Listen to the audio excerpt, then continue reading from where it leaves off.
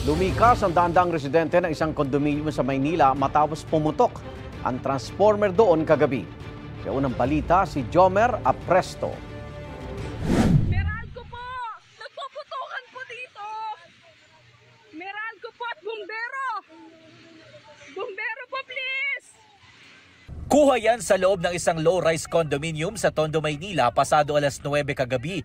Kita ang pagkislap at pagputok ng isang transformer na nasa Building 13.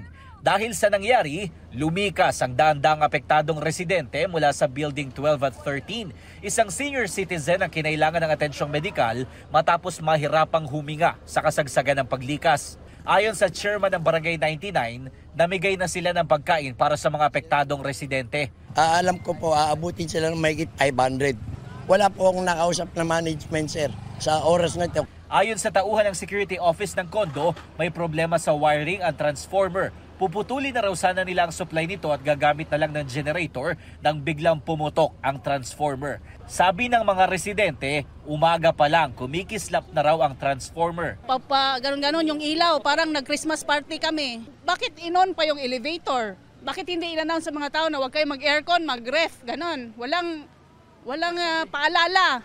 Ang residente namang si Elizabeth, tumambay na lang sa kanyang e-trike kasama ang kanyang mga anak at alagang aso. Malaking kapirwisyon to, imbis matutulog na kami, paano kami makakatulog ng maayos ng ganyan? Mahirap yan kasi siyempre nagbabayad kami ng kondo dyan.